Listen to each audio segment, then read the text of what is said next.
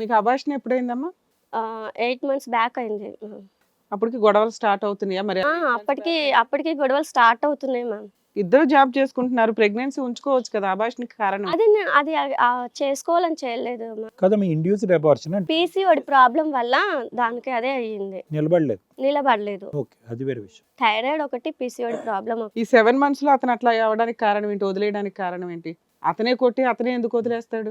అతనికి ఏమైనా అక్రమ సంబంధాలు ఉన్నాయా, లేకపోతే ఏమైనా అడిషనల్ డౌరీయా? ఎప్పుడు ఫోన్ చేసినా బిజీ వస్తుంది. నేను ఏంటి ఫోన్ బిజీ వస్తున్నా అంటే బిజీ వస్తుంది ఏంటి అంటే నాకు పర్సనల్స్ ఉంటాయి, చాలా ఉంటాయి, అన్ని నీకు చెప్పాలా? ఆయన ఫోన్ బిజీ వస్తుంది, నీ ఫోన్ బిజీ వస్తుందని అనుమానిస్తున్నాడు. 2 ఫోన్లు బిజీయే. మ్యామ్ నేను జాబ్ చేస్తున్నాను, ఖాళీగా లేను కదా. నాది టెలికాలర్ కాబట్టి నా జాబే మాట్లాడడం. నీ ఫోన్ లో మాట్లాడతావా? టెలికాలర్ అంటే వాళ్ళు ప్రొవైడ్ చేస్తారు కదమ్మా. ఇప్పుడు వాళ్ళ సిమ్ ఇచ్చి నా ఫోన్ లో వాళ్ళ మొబైల్ ఇవ్వలేదని నా ఫోన్ లో వేసుకోమన్నారు మ్యామ్. సరేనమ్మా, 2 years పాటు మీ ప్రేమాయణం ఎలా నడిచిందమ్మా? అప్పుడేమన్నా అతనికి అనుమానం అవి ఏమన్నా ఉండేవా? అప్పుడు బాగానే ఉన్నాడు సార్, అప్పుడు బాగానే తనకు తానే ఒక కుక్కలాగా ఎంబట్టపడాడు. నన్ను ఎంత అవాయిడ్ చేసినా ఆఖరికి నా కాళ్ళ మీద కూడా పడ్డాడు సార్. కానీ ఫైనల్ గా నువ్వు ఒప్పుకున్నావు కదా ఆ ప్రేమకు అంగీకరించి. అతను ప్రపోజ్ చేస్తే నువ్వు యాక్సెప్ట్ చేసావు కదా. లాస్ట్ కి నేను తీసుకుంటా నీకోసం చచ్చిపోతంటే అప్పుడు ఒప్పుకున్నా. సో కేవలం అతను ప్రాణాలు తీసుకుంటాడని నువ్వు పెళ్లి చేసుకోవాల్సి వచ్చిందా? ఎందుకు? సరే నన్ను అంతగా ఇష్టపడుతున్నాడు కదా, నా కోసం చచ్చిపోతా అంటుండు కదా, అందుకని అంతేగాని నువ్వు ప్రేమించలేదా? లేదు సార్. అయినా కేవలం చచ్చిపోతాడేమో అనే భయంతో నువ్వు పెళ్లి చేసుకున్నావా? అలా అని కాదు సార్, నన్ను ఇష్టపడే వాళ్ళు నాకు దొరకాలి కదా, అది కూడా నా అదృష్టం అని భావించుకొని నేను ఓకే చెప్పేశాను. మరి 7 months లో అతను వెళ్ళిపోయాడు కదమ్మా, మరి మీ ఇంట్లో వాళ్ళు ఏమైనా పెద్ద మనుషులు పంచాయతీ గానీ ఏమైనా పెట్టారా? ఏమీ లేదు. చాలాసార్లు పంచాయతీకి పిలిపించాలని ఫోన్లు అవి చేయడం, పంపడం అలాంటివన్నీ చేసాం సార్ మ్యామ్. వాళ్ళు రెస్పాండ్ అవ్వలేదు. వాళ్ళు రావట్లా అసలు సెటిల్మెంట్ గానీ మాట్లాడడానికి గానీ ప్రాబ్లమ్ సాల్వ్ చేయడానికి వాళ్ళు రావట్లేదు. ఇక్కడికి ఎందుకు వచ్చారమ్మా? మీరు నాకు న్యాయం చేస్తారని వచ్చాం మ్యామ్. నేను ఏం న్యాయం కావాలి మీకు? అబ్బాయి నాకు మొదట్లో నన్ను ఎంత బాగా చూసుకున్నాడో, నన్ను ఒప్పించి పెళ్లి చేసుకొని ఇప్పుడు అలాగే నాతోనే ఉండాలి. ఇప్పుడు నన్ను కాదు, నాకు వద్దు అంటున్నాడు మ్యామ్. మరి అప్పుడు చేసుకొని ప్రపోజ్ చేసి ఇష్టపడి పెళ్లి చేసుకున్న అబ్బాయి, కలిసి జీవితాంతం ఉండాలి అన్న అబ్బాయి ఇప్పుడు నాతో ఎందుకు వద్దు అంటున్నాడో నాకు అర్థం కావట్లేదు. నాకు ఆ అబ్బాయి కావాలి. అంతటితో సరిపోదు కదా స్వప్న. ఇప్పుడు వచ్చినటువంటి అబ్బాయి ఫస్ట్ 1 year బాగున్న తర్వాత నెక్స్ట్ 2 years నేను ఎలా హింస పెట్టాడు అన్నది నీకు తెలుసు కదా. మరి అది ఓకేనా? కావాలి అనేటటువంటి వాడు అదే హింస మళ్ళీ నీకు రానున్న రోజుల్లో చూపెడితే నీకు ఓకేనా? మరి అనుమానం పడుతూ బాధ పెడుతూ నేను యాక్సెప్ట్ చేస్తా సార్. ఎందుకంటే ఆ అబ్బాయి నన్ను ఎంత ఇష్టపడ్డాడో నేను కూడా అంతే ఇష్టపడ్డా అబ్బాయిని చేసుకున్నాక. సో అతను మంచిగా ఉన్నప్పుడు ఉన్న లవ్ నీకు తెలుసు కాబట్టి మారతాడు, అతను నన్ను యాక్సెప్ట్ చేస్తే చాలా అనుకుంటున్నావా? మార్చుకోవాలి అని కదమ్మా. ఇప్పుడు ఆ అబ్బాయి ఎక్కడున్నాడో ఏది నీకు తెలీదా? వాళ్ళ కుటుంబ సభ్యులకు కూడా తెలీదా? లేదంటే వాళ్ళ కనుసంగంలోంచి అంటే వాళ్ళకి తెలుసు ఎక్కడున్నారో తెలుసు కానీ మీటింగ్లకి రావట్లే, సెటిల్మెంట్లకి రావట్లే, ఏం చేసుకుంటారో చేసుకోండి. అడ్రస్ అవన్నీ తెలుసు కానీ మేము ఇప్పుడు పంచాయతీ పెద్దవాళ్ళకి సమక్షంలో పంచాయతీ ఏదైనా డిసైడ్ అవ్వాలి అనేసి పంచాయతీకి అలాంటి పిలిపిస్తుంటే రెస్పాండ్ అవ్వరు వాళ్ళు. సరే ఇప్పటివరకు నువ్వు చెప్పావు కదా, మీ ఆయన పేరేంటి? వాళ్ళ నాన్నగారు అసలు ఆయన ఎందుకు వచ్చారు? మేడం మేము చాలాసార్లు ట్రై చేసామండి అతను పిలవడానికి.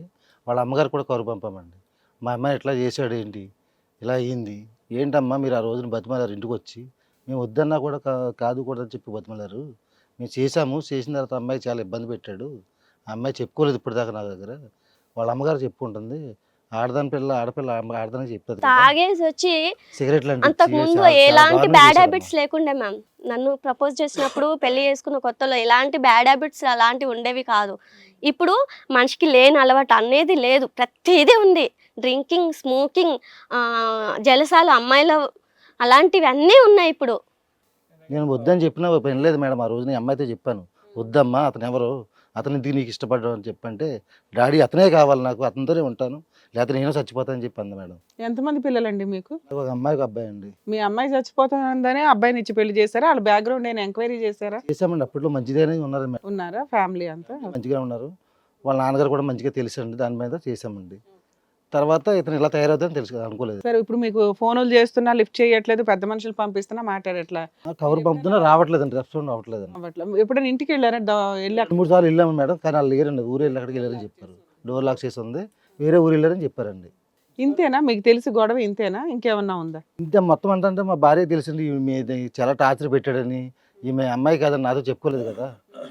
కాదండి, అప్పుడు గురుగారు అప్పుడు ప్రేమించినప్పుడు మీ అమ్మాయిని ఆపలేకపోయారు, వెళ్ళి ఆపాము సార్, ఆపామండి. లేకపోయారు. మళ్ళీ ఇప్పుడు ఏంటంటే అంత హింసాత్మకుడు, అంత భయంకరంగా క్రూరంగా ప్రవర్తిస్తున్నాడు ఆ మనిషి అన్నా కూడా మళ్ళీ మీ అమ్మాయి కావాలి అని అనుకుంటుంది అతన్ని. మరి దీన్ని ఏమంటే అవునండి, నేను చెప్తున్నాను అక్కడికి, ఇప్పటికీ వద్దని చెప్తున్నానండి. అమ్మాయి వినట్లేదా మీ మాట? ఆడట్లేదు, అతనే కావాలంటుంది ఇప్పటికీ రండి. ఇప్పుడు వాడు ప్రేమించినప్పుడు ఆడు వేరే రంగు చూపెట్టాడు, పెళ్లి చేసుకున్న తర్వాత ఇంకో రంగు చూపెట్టాడు. ఇప్పుడు ఈ రంగు తెలిసాక కూడా మీరు మీ అమ్మాయిని అక్కడ పంపించాలని అనుకోవటం, పంచాయతీలకు వెళ్ళటం. ఇప్పుడు మళ్ళీ చనిపోతానంటుందండి. నేను అతనే కావాలి నాకు. అమ్మాయి చనిపోతానంటుందా? ఫస్ట్ నుంచి ఈ అమ్మాయి అతను పూర్తిగా లవ్ చేసింది. పెళ్ళప్పుడు బలవంతంగా ఆయన చేసుకోకపోతే సూసైడ్ చేసుకుంటాను మీరు అని ఒప్పించింది. ఇప్పుడు ఆయన వదిలేసిన తర్వాత కూడా అతని భర్తను కలపకపోతే సూసైడ్ చేసుకుంటానని మళ్ళీ అంటారు. రోజు ఇదే పని. మన నైట్ కూడా నిద్ర మాత్రం మింగేసిందండి. వాళ్ళ అమ్మగారు చూసారు కాబట్టి పని అయిందండి. లేదంటే సార్ మీరు పోలీస్ స్టేషన్ కంప్లైంట్ ఎందుకు ఇవ్వలేదు సార్? బాగానే ఉన్నారు, మీకు లీగాలిటీ అవన్నీ తెలిసే ఉంటే, ఇద్దరు బాగా చదువుకున్నారు. అంతవరకు ఎందుకని చెప్పండి, ఇది లోకల్ గా చేసుకుందామని చెప్పేసి మేము ప్లాన్ చేసుకున్నామండి. ఎందుకంటే లీగల్ గా వెళ్తే కాపురాలు నాశనం అవుతాయి అని భయంతో మీరు ఆగారా? ఓకే. సరే, ఒక మీ వారి పేరేంటి? సాయి మ్యామ్. సాయి. సాయి గారు చెప్పండి, ఏంటి విషయం? ఇక్కడ తను చెప్పిందంతా కూడా విన్నారు కదా? విన్నాం మ్యామ్. కాకపోతే తను చెప్పిందని చాలా అబద్ధాలు మ్యామ్. అబద్ధాలు? ఏం అబద్ధం? పెళ్ళి అబద్ధమా, అభాషణ అబద్ధమా, వదిలేయడం అబద్ధమా, 7 నెలల నుంచి దూరంగా ఉండడం అబద్ధమా, ఫోన్లు స్విచ్ ఆఫ్ చేయడం అబద్ధమా? మ్యామ్ నేను తనని వెంటపడి, అంటే కాలేజ్లో ఫస్ట్ ఇయర్ నుంచే తనని లవ్ చేశా, చాలా లవ్ చేశా. తను వెంటపడ్డా, అంటే తనకు తెలియకుండా నేను వెంటపడ్డా మా ఫ్రెండ్స్ ద్వారా. తన నా పేరు వాడి ఇలా ఇంప్రెస్ చేయడం విషయాలు చాలా ట్రై చేశా. చెప్పిందిలేండి, కాలేజ్ వెనకట్లు కలిసేవారని. తర్వాత నేను ఒకరోజు తనకు ప్రపోజ్ చేశాను సార్, ఒప్పుకోలేదు. నాకు తనని చాలా ఇష్టం, తనతో బతకాలి లైఫ్ లాంగ్ అని నాకు చాలా ఇష్టం.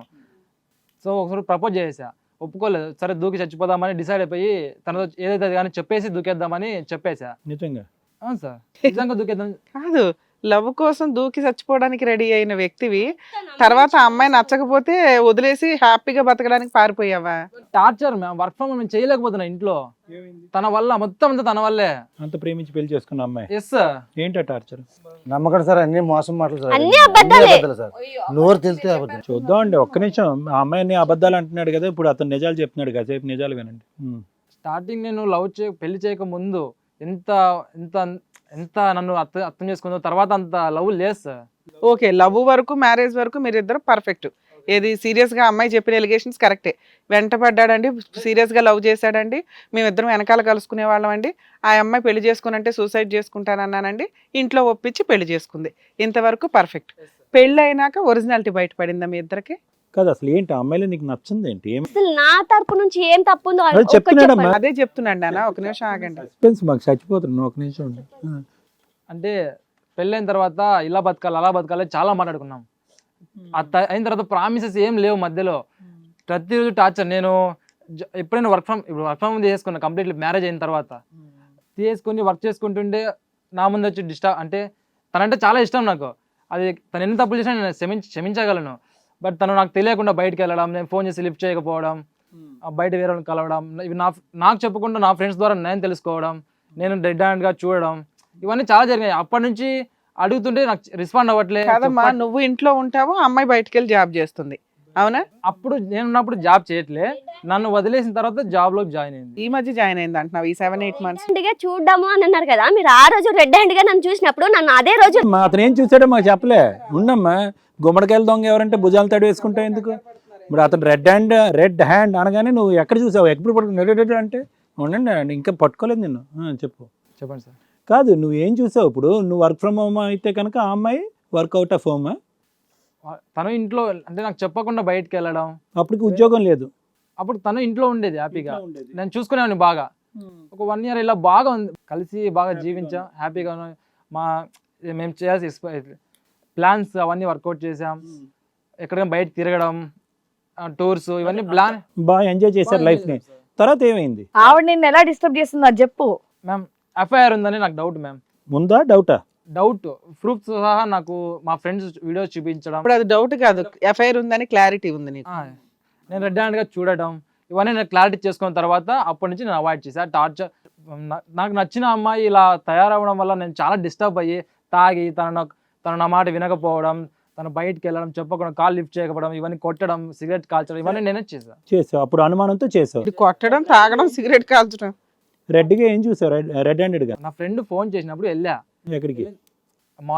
మాల్కి. అప్పుడు మాల్లో చూసి అంటే వేరే వాళ్ళ ద్వారా నేను తెలుసుకున్నా. సో వీళ్ళిద్దరూ రెగ్యులర్ గా బయట కలుస్తున్నారని నీకు తెలిసింది. ఆ ఫ్రెండ్ కి నువ్వు చెప్పావు, అరే వీళ్ళు ఎప్పుడైనా కలుస్తున్నప్పుడు నాకు ఇన్ఫార్మ్ చేయి, నేను రెడ్ హ్యాండెడ్ గా చూస్తాను అన్నావా? అంటే అతను ఫోన్ చేశాడు, వెళ్ళి చూసావా? ఏం చూసావు? Shopping mall. నమ్మలేదు. తను చెప్పడం ఫస్ట్ ఆఫ్ ఆల్ నేను తను తిట్టా, మా ఫ్రెండ్ తిట్టేసా కంప్లీట్ గా. నా పిల్ల అట్లా చేయదురా, నా వైఫ్ అట్లా చేయదురా, అది ఇది అని తిట్టేసా. తర్వాత తను పిచ్చోడ ఇట్లా మోసపోతున్నావు, ఒకసారి రా అని చాలా ఫోర్స్ చేసి ఒకరోజు చూపించాడు. అప్పటి నుంచి కొంచెం కొంచెం నాకు ఏంటి షాపింగ్ మాల్ లో ఏముంటది అయ్యా, షాపింగ్ చేసుకుంటూనే ఏదో. హిట్ టీవీ యాప్, ఇందులో short news, live news, entertainment shows, movies, digital magazines తో పాటు మీ జిల్లా వార్తలను కూడా ఫ్రీగా చూడొచ్చు. ఇంకెందుకు ఆలస్యం, వెంటనే హిట్ టీవీ యాప్ ని డౌన్లోడ్ చేసుకుని ఫ్రీగా ఎంటర్టైన్మెంట్ పొందండి. Hit TV app. Hit TV app. Please download hit TV app. Hit TV app ని ఫ్రీగా డౌన్లోడ్ చేసుకొని ఎంజాయ్ చేయండి. మీకు నచ్చిన ఎంటర్టైన్మెంట్ కోసం హిట్ టీవీ యాప్ ని ఫ్రీగా డౌన్లోడ్ చేసుకొని ఎంజాయ్ చేయండి. హిట్ టీవీ యాప్ ని డౌన్లోడ్ చేసుకుని ఆస్వాదించండి, ఆశీర్వదించండి. ఇంతమంది సెలబ్రిటీలు హిట్ టీవీ యాప్ ని డౌన్లోడ్ చేసుకోండి అని చెప్తున్నారంటే ఎంత మంచి యాప్ ఆలోచించండి. అమెరికా అమెరికా అమెరికా అమెరికాలో చదవాలనుకునే వాళ్ళకి విశ్వసనీయమైన పేరు మన శౌర్య కన్సల్టెన్సీ. UK లో 1 year masters, UK లో 1 year masters, 2 years work permit up to 5 years visa. Contact Saurya Consultancy. Contact 89851 89851.